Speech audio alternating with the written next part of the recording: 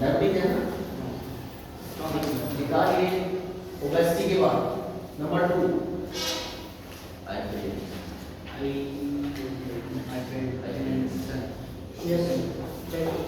Diabetes है बेटा number 2। मधुमेह, मधुमेह है तो सही है नंबर 2 पे। वो नोट्स में लिखवाया गया है, वो बुक के अकॉर्डिंग डायबिटीज मिलेगा सर, मधुमेह। ओके तो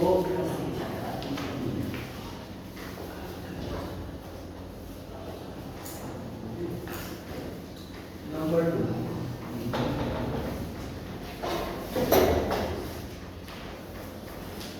डायबिटीज। डायबिटीज या मधुमेह, ध्यान से सुनिएगा, डायबिटीज भी कहते हैं और मधुमेह भी कहते हैं, ठीक है। भाषा में शक्कर वाली बीमारी भी कहते हैं, शक्कर वाली बीमारी भी कहते हैं, शुगर भी कहते हैं, अलग अलग नामों से जाना जाता है, लेकिन इसका साइंटिफिक नेम वही है कि डायबिटीज। डायबिटीज के नाम से इसको साइंस में जाना जाता है, डॉक्टर लोग जानते हैं, डॉक्टर लोग बताते हैं। ओके तो डायबिटीज क्या है? डायबिटीज एक लाइफस्टाइल डिजीज है। डायबिटीज होने के कारण क्या है? जब हमारी पैंक्रिएटिक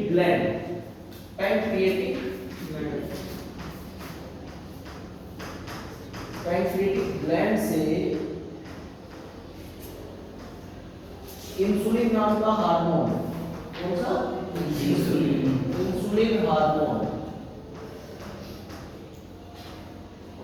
इंसुलिन हार्मोन का सेक्रेशन या तो कम हो जाता है या बिल्कुल बंद हो जाता है।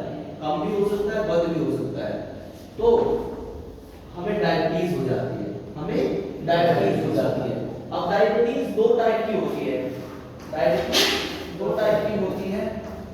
1 एंड टाइप 2। दो तरह की डायबिटीज आपको देखने को मिलती है,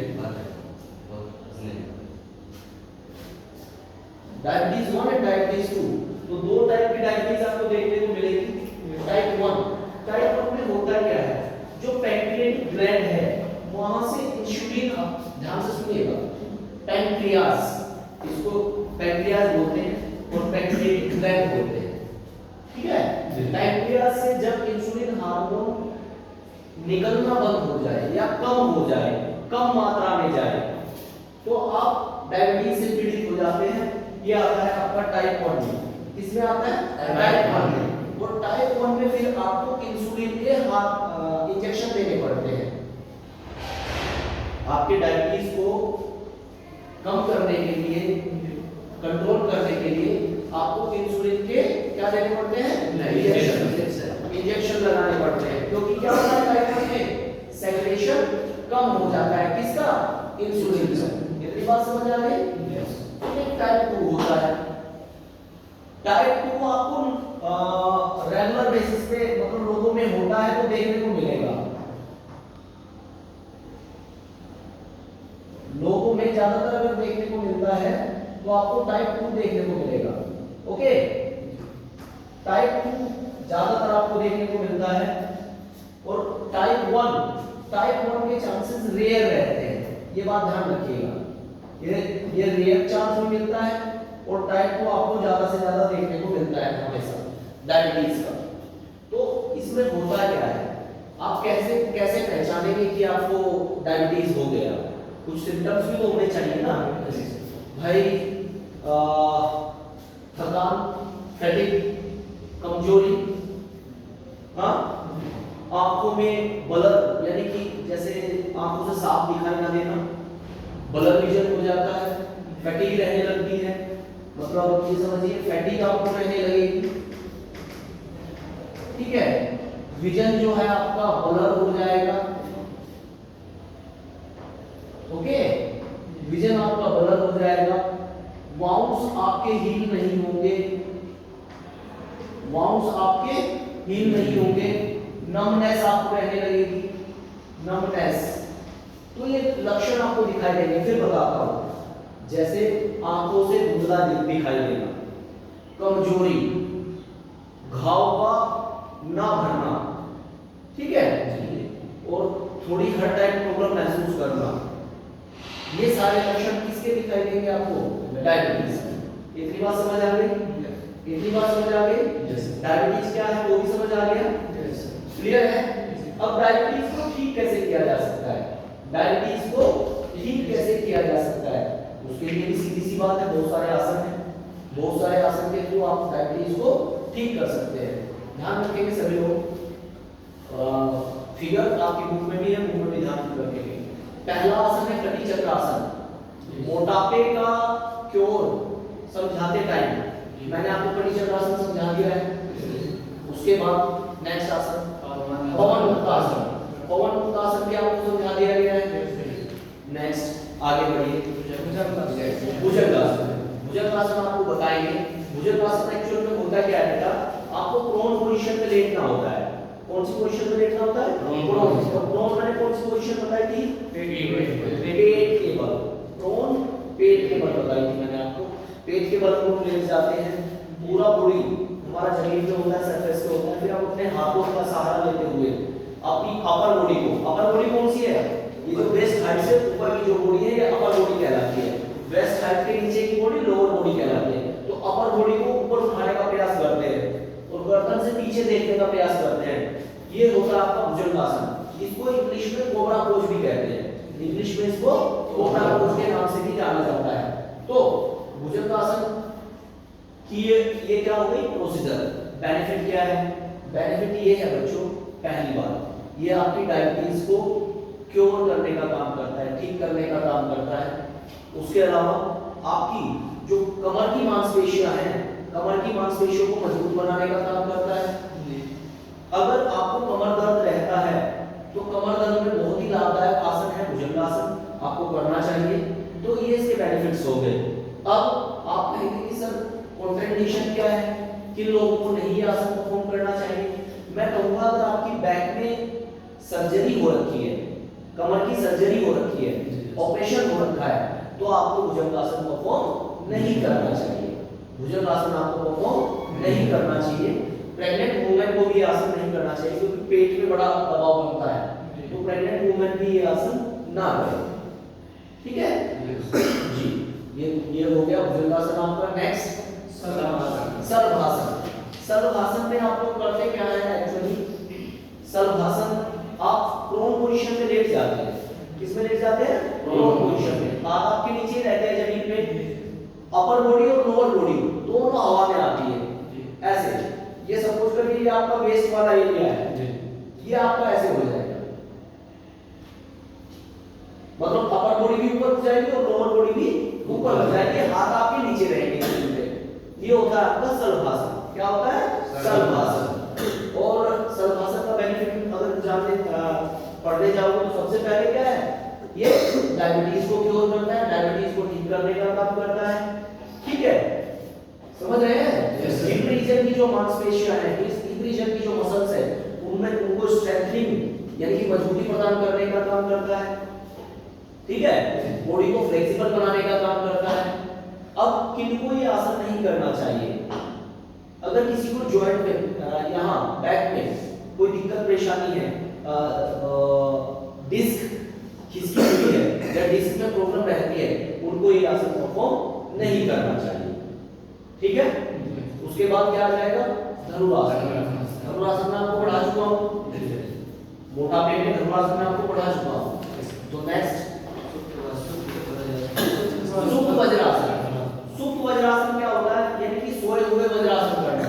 वज्रासन को डायमंड पोज के नाम से जाना जाता है, लेकिन ये आसन कौन सा है बेटा? सुप्त। सुप्त वज्रासन यानी कि स्लीपिंग वज्रासन। इसमें होता क्या है?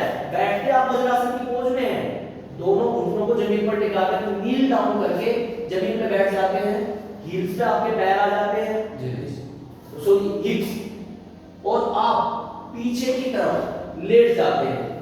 ये होता है सुप्त वज्रासन। कौन सा होता है? सुप्त वज्रासन। ठीक है, सुप्त वज्रासन से क्या क्या लाभ होते हैं आपको? सबसे पहले आपका डायबिटीज ठीक होता है। भाई डायबिटीज के लिए पढ़ रहे हैं तो सबसे पहले तो कोई पॉइंट लिखेंगे ना। डायबिटीज को क्योर करता है, ब्लड सर्कुलेशन को इंप्रूव करता है। उसके अलावा आपकी जो एब्डोमिनल लेवल रीजन की मसल्स होती है, मांसपेशियां होती हैं, उनमें स्ट्रेंथनिंग करता है, उनकी ताकत को बढ़ाता है, उनकी ताकत को बढ़ाने का काम करता है। क्लियर है? किनको आसन नहीं करना है? अगर आपका एब्डोमिनल रीजन में सी सेक्शन हुआ है, फीमेल्स का सी सेक्शन हुआ है, तो वो इस आसन को करने से बचे। कोई और दूसरी सर्जरी आपकी हुई है, अपेंडिक्स का आपका ऑपरेशन हुआ है, तो भी आप इस सर्जरी को करने से बचे। क्लियर? सॉरी, आसन को करने से बचे। हो गया? उसके बाद आगे बढ़ जाइए। पश्चिमोत्तानासन, पश्चिमोत्तानासन मैंने कराया आपको पीछे भी ओबेसिटी में। नेक्स्ट आत्मदर्शनासन भी हुआ है आपका। आगे बढ़ते हैं। जो हो गया वो रिपीट नहीं करेंगे।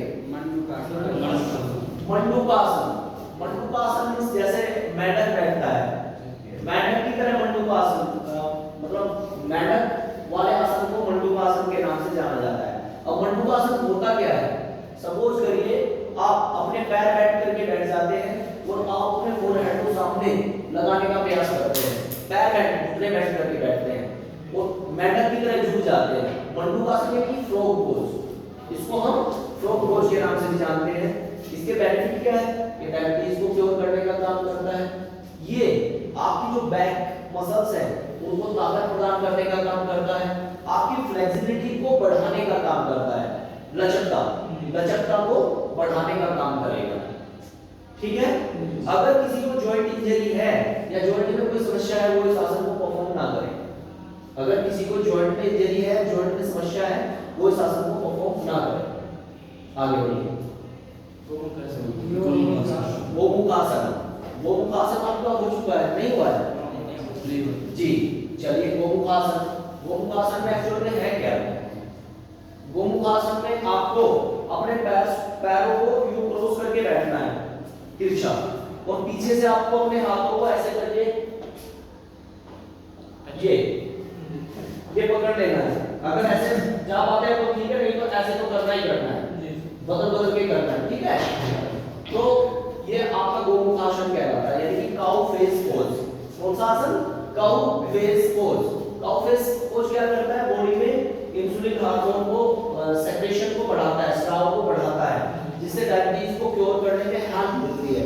साथ ही साथ आपके जो शोल्डर है उनको मजबूत करने का काम करता है, शोल्डर के आसपास की मसल्स को मजबूती प्रदान करता है और आपकी फ्लेक्सिबिलिटी तो एनहांस करेगा ही करेगा। ठीक है? वो ना करे इस आसन को। अगर आपको कंधे में इंजरी है, शोल्डर में इंजरी है, आपके शोल्डर वाले जॉइंट में इंजरी है, तो आपको ये आसन परफॉर्म नहीं करना है, आपको ये आसन परफॉर्म नहीं करना है। ठीक है? ये हो गया काउ फेस पोज। इसके आगे आ जाइए जी। योग मुद्रा। योग मुद्रा में आपको क्या करना? पालथी मार के बैठ जाना और आगे की तरफ बॉडी को ले जाएंगे पालथी मार के। पहले पालथी मारेंगे, पालथी समझते हैं ना? तो आगे की तरफ अपनी बॉडी को झुकाएंगे, उसको बोलते हैं योग मुद्रा, उसको बोलते हैं योग मुद्रा। योग मुद्रा से भी डायबिटीज को क्योर करने में हेल्प लगती है, हेल्प मिलती है। उसके आगे कपालभाति। कपालभाति एक्चुअल में एक प्राणायाम है, आसन नहीं है। फिर मैं आपको बता दूं, ये क्लियर कर लीजिएगा। कई बार पूछा जा सकता है क्वेश्चन पेपर में, 1 नंबर के क्वेश्चन में, कि भाई कपालभाति आसन है, प्राणायाम है, शुद्धि क्रिया है, क्या है? तो कपालभाति आपका प्राणायाम में आता है। किसमें आता है बेटा? प्राणायाम में। तो आपको इस बारे में जरूर पता होना चाहिए कि कपालभाति एक्चुअल में है क्या, किस कैटेगरी में फॉल करता है। तो प्राणायाम कौन सी कैटेगरी में है? प्राणायाम। कपालभाति किसमें है? प्राणायाम। और हमें कोशिश करनी चाहिए कि एक बार में हम कपालभाति के 25 स्ट्रोक ही लगाएं, और 25-25 स्ट्रोक के सेट लगाने हैं, उससे ज्यादा लगाने की कोशिश नहीं करनी। 25 एक बार लगानी, फिर 25 एक बार, फिर 25 एक बार, ऐसे करके रिपीटेशन आप कर सकते हैं। क्लियर? जी, आगे बढ़ेंगे। Next asthma. नेक्स्ट आ जाता है बेटा आपका अस्थमा।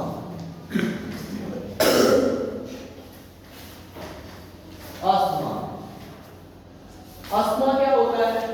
अस्थमा सांस ब्रीदिंग से रिलेटेड बीमारी है। किससे रिलेटेड? ब्रीदिंग से रिलेटेड या विंड पाइप से रिलेटेड ये एक बीमारी होती है, लाइफस्टाइल डिजीज होती है विंड पाइप से रिलेटेड। विंड पाइप इसमें क्या हो जाता है? जो आपका विंड पाइप है वो नैरो हो जाता है। इसमें कैसा हो जाता है? नैरो। यानी कि संकीर्ण। ये पाइप है इतना मोटा, ये विंड पाइप है, ये मतलब इतना हो जाएगा सुगड़ के इतना हो जाएगा। मतलब अभी तो इसकी ये है चौड़ाई, फिर ये ऐसे हो जाता है। मतलब विंड पाइप जब नैरो हो जाता है तो उस चीज को हम अस्थमा बोलते हैं। अच्छा, इसमें क्या दिक्कतें होती हैं? इसमें आपको ब्रीथिंग में प्रॉब्लम आएगी। इसमें ब्रीथिंग यानी कि सांस लेना, मैं समझा रहा हूँ, हिंदी में समझा रहा हूँ।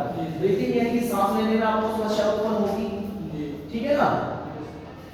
गले से विशनिंग टाइप आपकी बजेगी, यानी कि जैसे सीटी बजती है ना, सीटी टाइप आपको आवाज आएगी, ठीक है। एलर्जी आपको होगी, एलर्जी आपको देखने को मिलेगी, ठीक है। तो ये कुछ सिम्टम्स हैं जो आपको दिखाई देंगे। सांस लेने में समस्या आएगी, गले से सीटी की आवाज आएगी, गले में आपको एलर्जी महसूस होगी, खराश महसूस होगी, खांसी भी हो सकती है। तो सांस लेने में समस्या जब होगी तो ये सारी चीजें होंगी। अब ये किन किन चीजों से आपको बचना है अस्थमा क्योर करने के लिए? सबसे पहली बात तो जब मौसम चेंज होता है, जब वेदर चेंज होता है, एक सर्दी से गर्मी, गर्मी से बरसात, बरसात से बसंत जब आता है, मौसम जब चेंज होता है तो उस टाइम अस्थमा के पेशेंट्स को दिक्कत आती है। एक चीज, उस टाइम उन्हें ज्यादा इधर-उधर जर्नी करने से बचना चाहिए। दूसरी बात, पोल्यूटेड एनवायरनमेंट में ज्यादा नहीं रहना है, मतलब जहाँ वायु प्रदूषण हो, ध्वनि प्रदूषण हो, उस टाइप के प्रदूषण से उन्हें बचना है। डस्ट से, मतलब धूल से उनको बचना है। और वेदर चेंज का मैंने बता ही दिया आपको, उन सारी चीजों पे फोकस उनको रखना है। एक इनहेलर आता है, सांस लेने वाला पंप आता है, वो हमेशा अपने साथ उनको रखना है। जब भी उनको समस्या लगे कि मुझे ऑक्सीजन की कमी महसूस हो रही है, तो उससे वो आर्टिफिशियल ब्रीदिंग ले सकते हैं, आर्टिफिशियल सांस ले सकते हैं। ब्रीदिंग का मतलब समझते हो ना, सांस लेना, बार-बार मैं रिपीट कर रहा हूं सुबह जैसे, उससे वो आर्टिफिशियल ब्रीदिंग कर सकते हैं। इतनी बात समझ आ गई? इतनी बात समझ आई जी। तो ये हो गया आपका अस्थमा। अस्थमा का क्योर करने के लिए आसन की बात कर रहे हैं। ताड़ासना पढ़ चुके हैं, ताड़ासना पढ़ चुके हैं, तो पढ़ाने की जरूरत नहीं है। ऊर्ध्व हस्तासन है ना, ऊर्ध्व हस्तासन में बच्चा क्या करना है आपको? देखिए, हाथ ऊपर कर लेंगे, कर लिए, एक बार आप लेफ्ट जाएंगे, बॉडी को स्ट्रेच करेंगे, फिर आप बॉडी को स्ट्रेच करके राइट जाएंगे। मतलब ये पोजीशन में आपके ऊर्ध्व हस्तासन इसको कहा जाता है। अच्छा, इसके लाभ क्या क्या है? लाभ सबसे पहले तो क्या करेगा? ये अस्थमा को ठीक करेगा, अस्थमा को क्योर करने का काम करेगा। उसके अलावा आपके हाथ, आर्म्स की जो मसल्स है उनको मजबूत करेगा। आपकी जो कमर है, कटी बोलते हैं ना, कमर, जो कमर है उसकी मांसपेशियों को मजबूती प्रदान करता है, क्योंकि एक बार आप इधर झुक रहे हैं, फिर आप बैलेंस आ रहे हैं, फिर आप इधर झुक रहे हैं, तो ये जो मसल्स हैं, साइड वाले मसल्स, इनको मजबूती प्रदान करने का काम करता है। साथ ही साथ इन्हें लचकता है, फ्लेक्सिबिलिटी लाने का भी काम करता है। क्लियर? समझ आ रही है? आगे बढ़िए। अच्छा, इसको नहीं करना है भाई। शोल्डर में अगर इंजरी है, कंधों में अगर इंजरी है, ठीक है, जो कंधों वाले जॉइंट में कोई समस्या है, या कमर के जॉइंट में आप कोई समस्या फेस करते हैं, या सर्जरी हो रखी है, तो आपको यह आसन नहीं करना है, इस आसन को करने से बचना है जी। उत्तान पादासन हो गया सर। उत्तान मंडूकासन में क्या है? आपको मतलब पैर ऐसे नीचे करके बैठते हैं, समझ रहे हैं, ऐसे, और जो हाथ है आपके ये चले जाएंगे। ये उत्तान मंडूकासन आपका कहलाता है। क्या है? उत्तान मंडूकासन कहलाता है। लाभ की अगर बात करोगे तो सबसे पहले आपके अस्थमा को ठीक करेगा। अस्थमा को ठीक करने के साथ साथ आपके जो ये वाला रीजन है, कमर से लेके और कंधों तक का रीजन, इसकी मांसपेशियों को मजबूती प्रदान करने के साथ साथ फ्लेक्सिबिलिटी भी प्रदान करता है, फ्लेक्सिबिलिटी भी इनहैंस करने का काम करता है, ठीक है। और वही है, अगर आपको यहाँ कोई प्रॉब्लम समस्या है या कमर में कोई समस्या है तो आपको आसन परफॉर्म बिल्कुल नहीं करना है। अगर आपको जॉइंट इंजरी है भाई घुटनों में, क्योंकि घुटने भी मुड़ रहे हैं, कंधों का भी काम है, अगर आपको जॉइंट इंजरी है, जॉइंट इंजरी से कोई सफर कर रहा है, तो ये आसन बिल्कुल नहीं करना है, क्योंकि ये भी जॉइंट होता है, ये भी जॉइंट होता है, ये भी जॉइंट है, ये भी जॉइंट है। तो अगर जॉइंट में आपको प्रॉब्लम है, समस्या है, तो आपको ये आसन परफॉर्म नहीं करना है बच्चे। क्लियर? आगे बढ़ते हैं।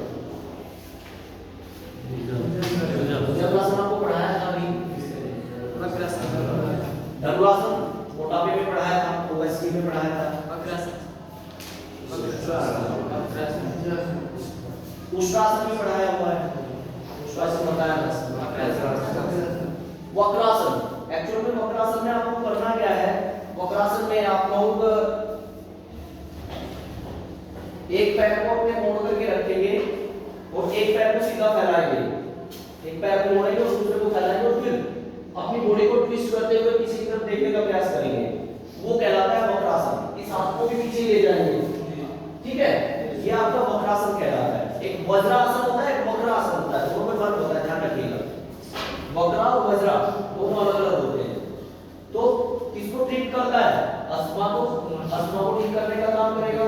साथ साथ जो आपका साइड में मसल्स होती हैं और कंधे की मसल्स होती हैं उनको मजबूती देगा। फिर कहूंगा अगर जॉइंट में इंजरी है तो ये आसन बिल्कुल भी नहीं करना है, जॉइंट में इंजरी वाले को ये आसन नहीं करना। आगे बढ़िए। अनुलोम विलोम भी प्राणायाम होता है। अनुलोम विलोम क्या होता है, प्राणायाम, आसन नहीं होता है, इस चीज का ध्यान रखिएगा। अनुलोम विलोम भी प्राणायाम होता है। और अनुलोम विलोम में क्या होते हैं, जैसे कि आप करते क्या है, आप ऐसे करके ये कर लेते हैं, ठीक है, ये मुद्रा, एक नोस्ट्रिल से सांस लेंगे, फिर रिटेन करेंगे, फिर दूसरे नोस्ट्रिल से उसको छोड़ेंगे, ठीक है। ऐसे ही फिर जिससे छोड़ा था उससे सांस लेंगे, फिर रिटेन करेंगे और उसके अपोजिट वाले से छोड़ेंगे। ये क्रिया आप 5-7 मिनट तक कर सकते हैं, ठीक है। ये क्या है, आपके रेस्पिरेटरी सिस्टम को मजबूती प्रदान करती है, रेस्पिरेटरी सिस्टम को मजबूती प्रदान करती है। और जब आपका श्वसन तंत्र अच्छा हो जाएगा तो आपको अस्थमा की समस्या धीरे धीरे कम होती चली जाएगी, धीरे धीरे कम होती चली जाएगी। हो जाएगा, चलिए आगे जी। टाइम कितना बचा है अभी, कितना, 10 मिनट, कोई नहीं। अभी क्या है नेक्स्ट, हाइपरटेंशन, हाइपरटेंशन, हाइपरटेंशन,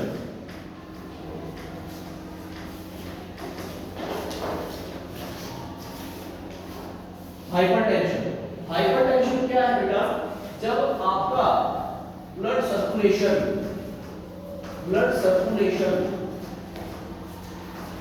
तेज हो जाता है, ब्लड सर्कुलेशन फास्ट हो जाता है, जो आपकी वेसल्स के अंदर है, वेसल्स के अंदर, ब्लड वेसल्स के अंदर ब्लड फ्लो बहुत तेज हो जाता है, उसको आप हाइपरटेंशन कहते हो, हाइपरटेंशन कहते हो। इसको आप एक आम बीमारी के नाम से जानते हो, बीपी हाई। इसका तो बीपी हाई बहुत जल्दी हो जाता है, बोलते हैं ना कि इंसान का तो बीपी हाई बहुत जल्दी हो जाता है, बहुत जल्दी गुस्सा कर जाते हैं, होता है ना सर। तो यही है वो हाइपरटेंशन। पहले स्टार्टिंग में आपको हल्का महसूस होता है, उसके बाद धीरे धीरे बीमारी बढ़ती चली जाती है। ब्लड प्रेशर को हाई होना यानी कि ब्लड प्रेशर का बढ़ना, ब्लड प्रेशर का बढ़ना, ये क्या कहलाता है, हाइपरटेंशन। क्या कहलाएगा, हाइपरटेंशन।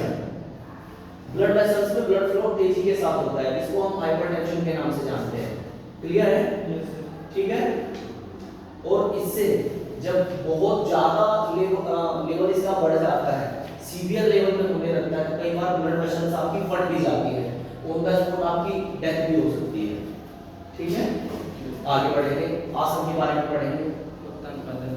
ताड़ासन आपने किया है, ताड़ासन आपने किया है, आगे बढ़ेंगे। क्या बेटा, नंदी आसन। नेक्स्ट क्या है, अर्धहलासन। अर्धहलासन में क्या है, हलासन में तो आप क्या करते हो, जैसे लेटे हुए हो कमर के बल, अपने पैरों को पीछे ले जाते हो सर में, लेकिन अर्धहलासन में क्या है, आप सुपाइन पोजीशन में लेटते हैं और पैरों को यूं ऊपर उठा देते हैं। ये सपोज करिए आपकी बॉडी है पूरी, ये आधा हिस्सा लोअर बॉडी नीचे है और अपर बॉडी आप ऐसे, अपर बॉडी नीचे है और लोअर बॉडी आप ऐसे उठा लेते हैं, ये होता है अर्धहलासन। समझ आ रहा है, ये अर्धहलासन कहलाता है।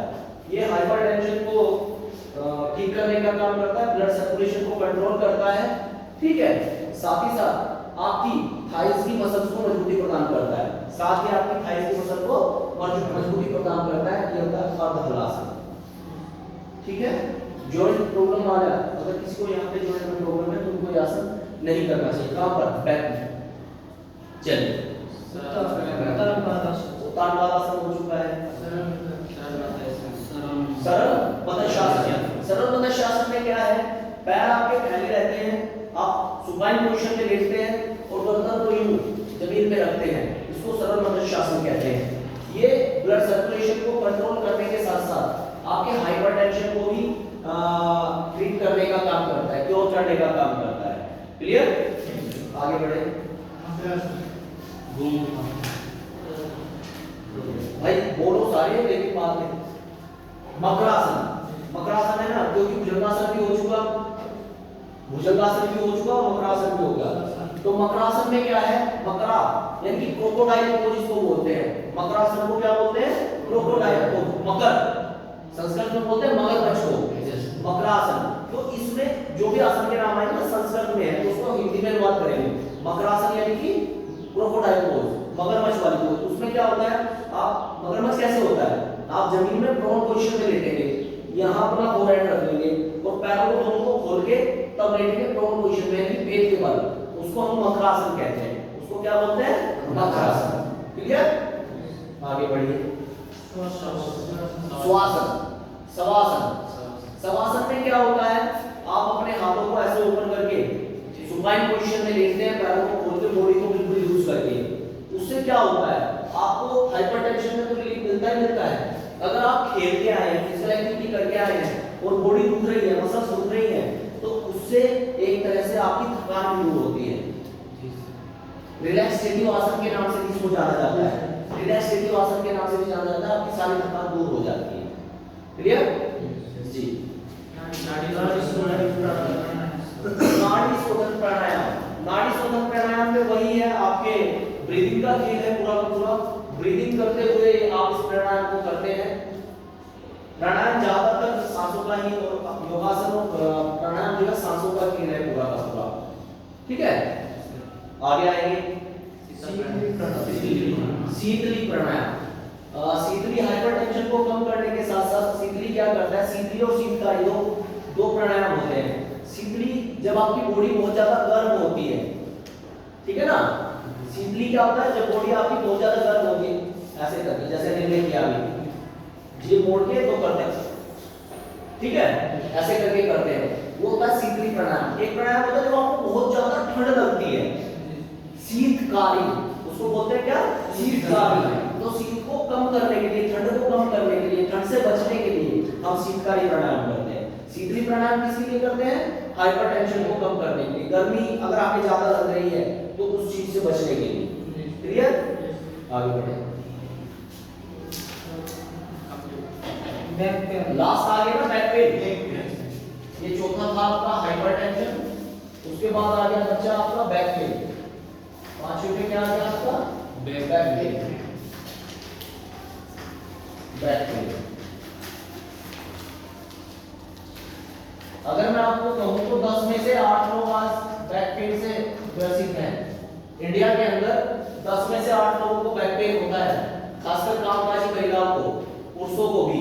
मेल में काफी होता है लेकिन प्रायोरिटी में फीमेल्स को होता है बैक पेन, क्योंकि